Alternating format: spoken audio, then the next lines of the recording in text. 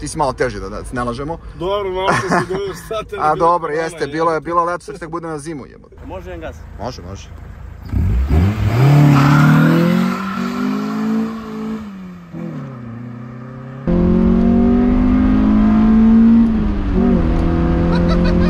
I čao ljudi, dobrodošli na Petrohits YouTube kanal, ja sam Aca, a danas je red da vam pokažem jedan projekat. Dugo nije bilo projekata na Petrohitsu, pa sad ide jedan projekat i to je jedan japanski projekat. Mnogi su govorili snimi Japanca, pa sad ćete vidjeti jedan pravi hardcore projekat koji se već duže vreme radi, sređuje i privodi kraju. Sad ću vas upoznam sa mojim drugarom Nikolom.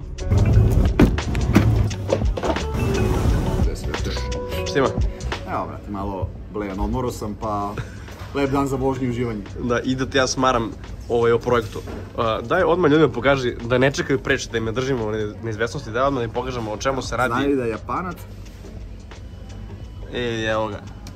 Da, eto, kome nije jasno, bit će jasno čim iđemo napolje, o čemu se radi, ali verujem da svima jasno. Koliko dugo radiš taj projekat, koliko dugo traje? A kažem vam, projekat je počeo u aprilu prošle godine, tad sam kupio auto i dalje u toku, ajde kažem tako, 90% je gotovo. To, ono što je bitno, znači naglasim da ne bude komentara ja vidim ovu tačku ovde, znači to je bitno, projekat i dalje traje. Tako je, ali to je da kažem 90% gotovo, a tih 10% će da izgleda traje, tako da ongoing projekat inače kao za svaku fondu. To je to, a reci mi koliko te sad izašlo, ne moraš da kažeš tačno, ali znaš, koliko si zaglibio? Pitam te jer znam da sam ja CLK krenuo s jednom cifrom, pa izašla, pa bila plan druga, pa ispala treća. I meni isto do početku jedna cifra kao uspjeću sve ove, malo sutra.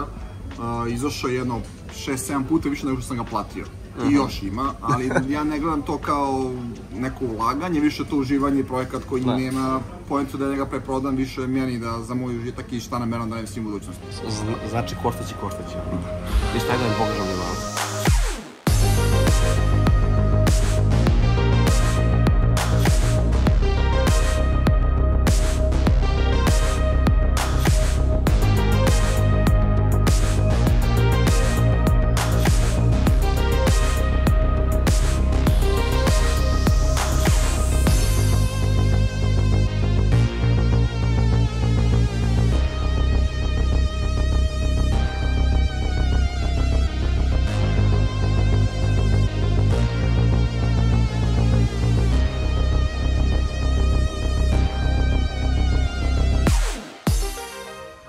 I evo je ljudi lepotica koju ste tražili da vidite, dakle u pitanju je Honda CRX druge generacije. Honda je 1983. godine izbacila prvu generaciju Civic CRX. Znači prva generacija je bila malo kockastija od ove druge generacije, bila je čini mi se malo manja i bila je onako veliki boom koliko u Americi, toliko i u Evropi. Što se tiče Amerike, u Americi je bila verzija sa samo prednjim sedištima. Ne znam šta im to značilo, da li su mislili za sebe da su oni previše gabaritni da ne mogu pozadi da sednu ili mislili za nas Japance da smo mi kao poželjni da sedemo pozadi, nije mi jasno, ali tako je bilo kako je. Da vas podsjetim, Car Vertical sajt na kojem možete provjeriti da li je vaš auto bio taksi, da li je bio kraden, da li je bio lupan. Evo Renault Clio, kilometraža dobra, ali ima nezgode. Čini mi se da je ovo Clio RS po auspusima, da i po volanu, čini mi se da je neki RS.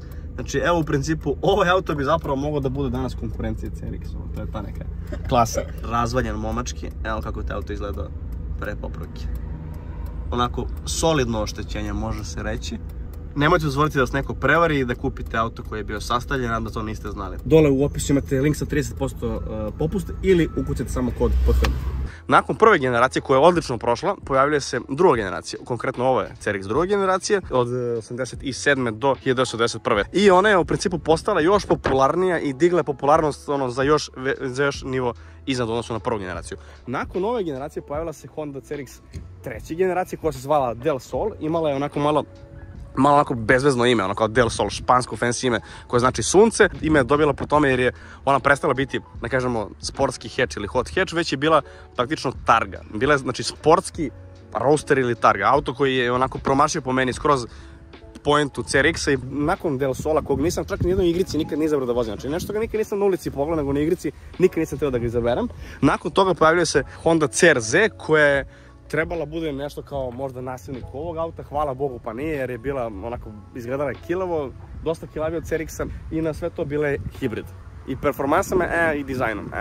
Sad da krenemo odmah da se fokusiramo na ovu generaciju CRX-a. Legenda kaže da to ime zapravo znači Civic Renaissance Experimental, što u principu ono ima donekle smisla jer dosta delova deli sa samim CRX-om. I ono što je interesantno je da CRX druge generacije iz imena izbacuje Civic. Dakle, kao što vidite, nigde ovde ne piše Civic, piše Honda i piše CRX.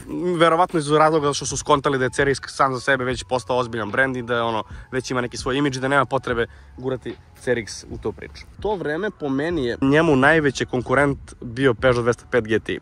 Novinari svi pišu da su to bili Golfovi GTI-evi, ti kažeš da je to bio Kadet.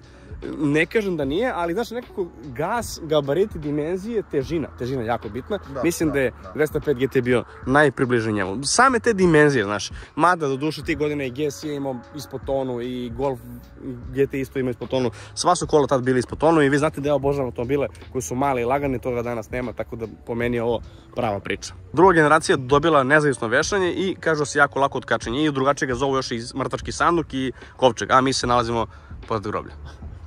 Izabrao sam dobru lokaciju baš da bi se to povezalo. Dalje, što sam to kažem, da. Prva generacija imala slabije nešto motore od druge, u ovoj generaciji imamo motore od 1500-1600 kubika, najslabije je bio 1500 kubika sa nekih 70 konja. Tako nešto? Tržište tako je pretežno, kod nas toga nije bilo tako slabi, kod nas su bili sa jednom bregastom, 105 i najčešće ove sa dve bregaste 120, 130 ili vrtek.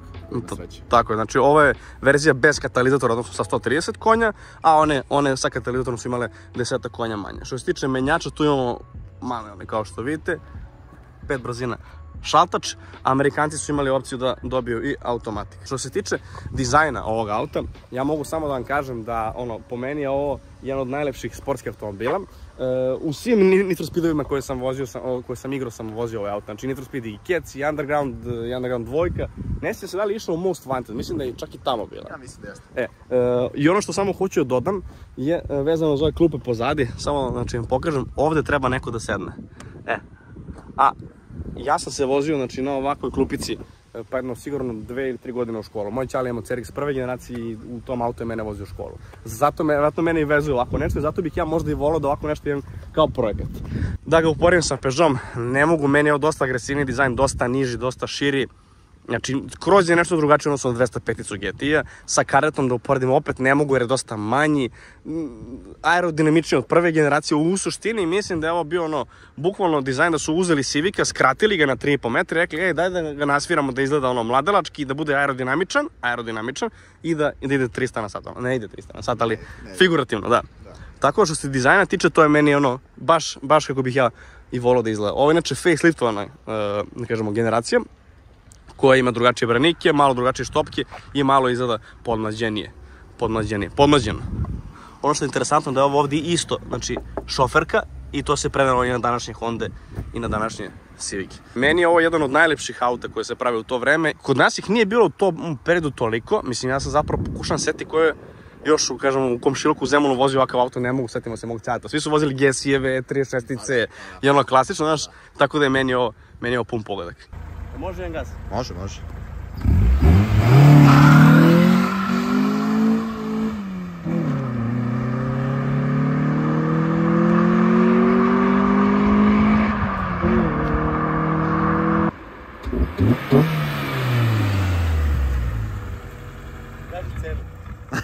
Izvini za ovo malo pre, znaš. Ono što me zanima konkretno ovaj model, koliko ide od 0 do 100, koliko ide na 402 metra, koja je maksimalna brzina, ajde krenemo od toga. Pa prvo ću reći da ga još nisam potegao pristojno kako ga sad radim, ali što se tiče ovog motora, između 7 i 8 ću reći, stvarno, jer ima dosta varijacija i zavisi od mnogo toga. Znači, dosta otke. Između 7 i 8 sekundi. Tako je. Do 402 15 se očekuje da je ta klasa. I brzina maksimalna 212 i to potvrđujem sam ja kad sam imao CRX-a pre 10 godina, vozio na specijalnom delu staze, zvani autoput, vozio sam 200 autoban, tako je, 210 je bilo, tako da stvarno to može, bez problema. Još nisam bio samo u kolima. A ove verzije, znači su to 30 konja, kao što tako je, bez katalizatora, 2 bregaste. Ili je bio skinut? Ili mislim nije ni bio? Model bez, znači nije ni bio.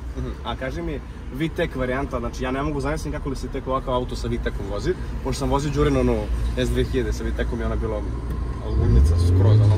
Kako li je tek ovaj VTEC u ovom autu, koje su tu performanse? Pa, znači tu definitivno ide brzina, znači do nekih 7 i nešto, ispod u stvari, pardon. Što se tiče, da kažemo, VTEC-a sama, on se pali na 5000 nešto obrtaja, ali mislim da je to, kažemo, sveti gral. Kad u CRX-u nađeš VTEC-a, to ti je kao da si našao zlatu dnu. Toliko ih nema, ja znam za samo jednog u Srbiji i još jedan koji je stvarno primjerak kolekcionarski od najboljih na Balkanu u Crnoj Gori.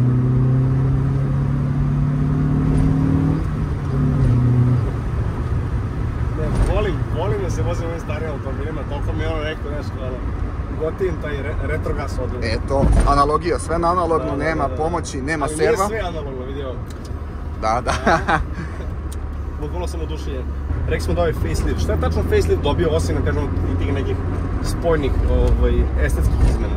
Pa najviše da kažemo u tu opremu koja spada facelift jeste da je onda bilo podrazumevano električni retovizori, znači postojala je varijanta i sa ručnim podešavanjem, prozori također. Ovo su električni kod Tako, evo tu desno je komanda. Potpuno je logično da sa desne strane budu podešavanje retrovizora, dobro. Na struju su i prozori. Tako je. Šiber, nismo vidjeli da je na struju, dokazam je da je na struju. Tako je. A znaš što je interesantno, moj čale u prvoj generaciji, znaš što ima još? Imao nešto ga zezalo paljenje i on je izvukao liko ovako tu, izvukao ne. Znaš onaj prekidač za lampu, onaj bel, nešto je on-off. Znaš ono? I to i palio se auto, tik.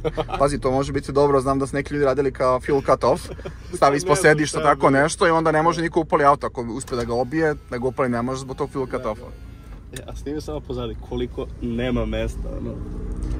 Baš je kompromis na maks. Hoću posle samo da stanem da pogledam u gepe koliko je mesta, to me ono zanima baš.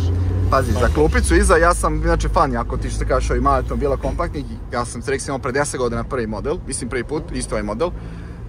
Ok, tad je srednja škola bilo i iza ovde putujemo u Crnu Goru drugar koji, to jest ja koji sam tvoje veličine, ti si malo teži da se ne lažemo. Dobro, malo se sigurno state. A dobro, jeste, bilo leto, sad tek bude na zimu. Jedan dečko tada, koji je, da kažemo, već nas dvojice i ona je tu sedela iza ovako put do Crne Gore, lepo sedi i to je okej, to nije freka.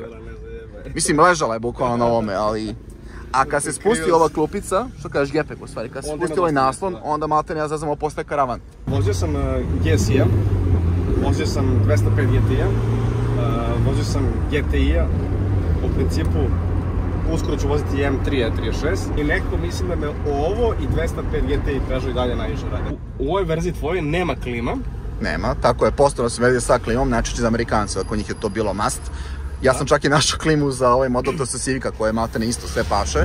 Međutim, nesrećnim spletom okolnosti to je nestalo.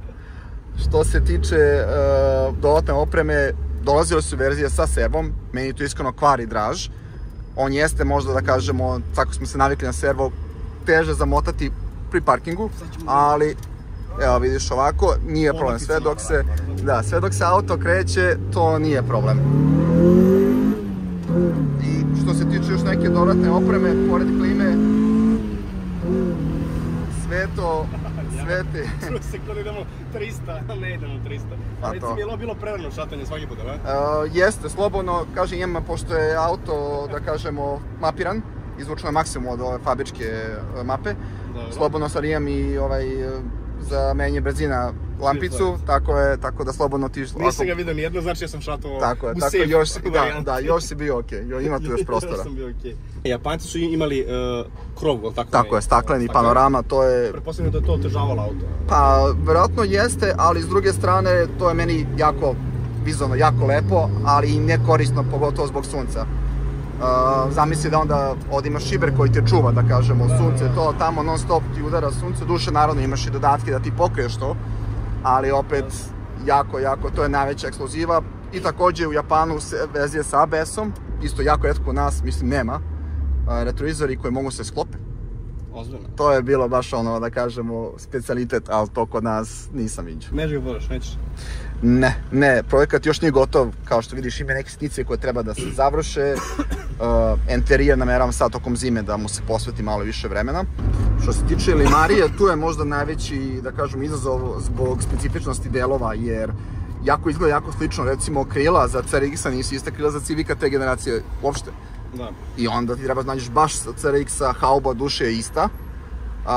Haoba sa dve bregasti ima grbu, a sa jednom bregastom nema. I onda i to isto moraš da paziš koju uzimaš. Ti možeš fizički da staviš Haobu bez grbe na CRX-2, ali onda ćeš udarat će Haoba o motor i ako ti nisu dobri ovi nosači, on neće udarati. Što se tiče ovog specifičnosti, Limarija, ajde kažem, pored tih krila, branika ima da se nađe. Ima delova da se nađe generalno. Specifičnost, zavisi, ne baš, recimo dizajn ne baš. Lajste su veliki problem, branici nisu. A pa i noći delove? Pa iskreno, mi Hondaši da kažemo isto kao sekta, znači ima dosta grupa na Facebooku i ovako interno znanje koji ima delove ili ima otpada, pa onda se vidi preko otpada ili čak često iz Hrvatske, Bosne, tu je isto dobra scena. A deo tuning, da kažemo, glavni, pretpostavljam engleska? Pa Amerika, Japan naravno, ali što tiče kod nas, Balkanu, Hrvati... U Evropi? U Evropi, pa dobro, Nemačka onda u tom smislu. Nemačka baš za ako pričamo o Hondi. Pa dobro, onda znači nije nemoguće naći delove za njega. Nije nemoguće, ali se ono dovodi pitanje cene, recimo Amerikanci bi za retrovizore ove električne, znači koji nisu stopivi, nego ovi što im operaju, traže po 500 i više $. Da, kažemo što tiče cene na tržištu njih, generalno, kakva je situacija s time? Cena, mislim da sad nekako nerealno su cene više, znam da ljudi traže za CRX-a koji treba da se sredi fino, znači kao počne baza, po 3000 € više. Jer postoji jako redak. Volan mi se jedino, kažem ti, ne sviđa, ali dobro, to je sad konkretno od tog dizajna. A šta ovo znači coin? Pretpostavljam to za novčiće. Da.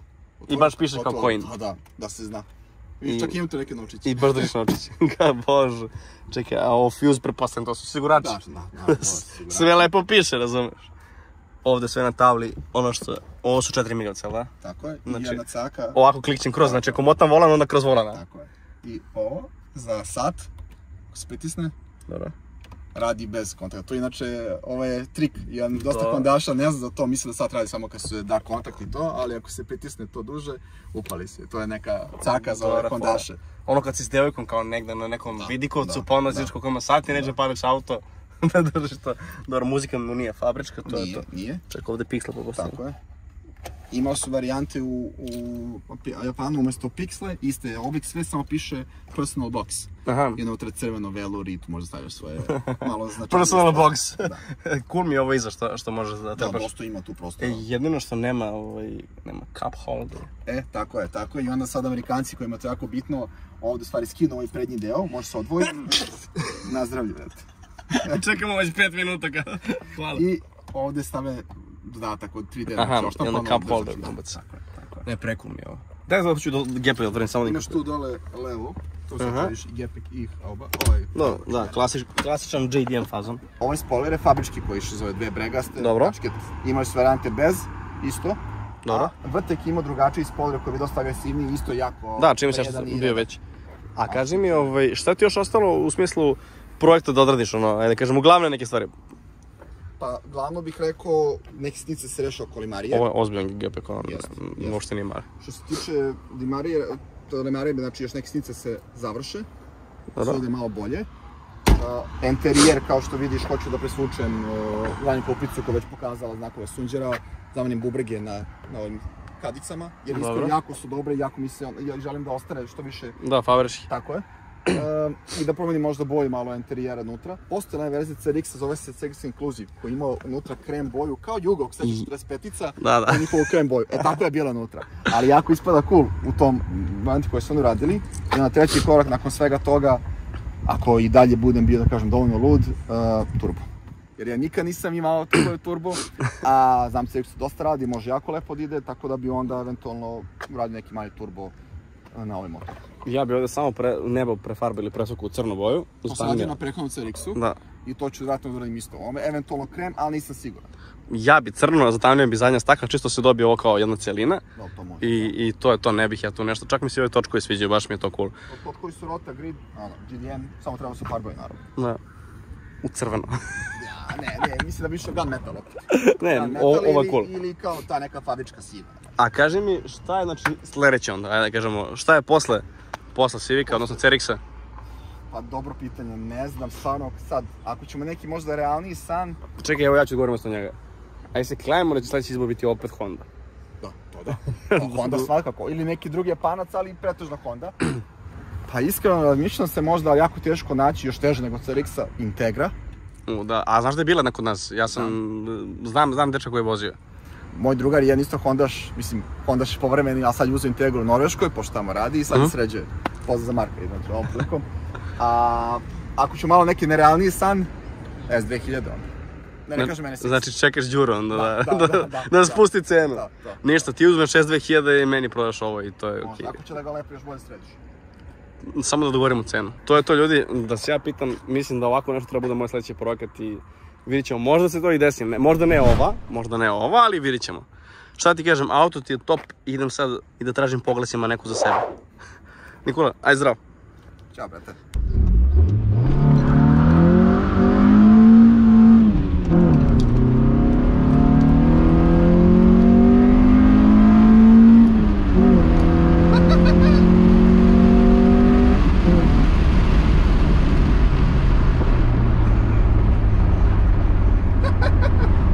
Ubiće me Nikola za ovo. Vidi, toliko se zapane gume da je ušao dim od guma unutra, da? Jaj, kakav prevoz, ali hoću ovo.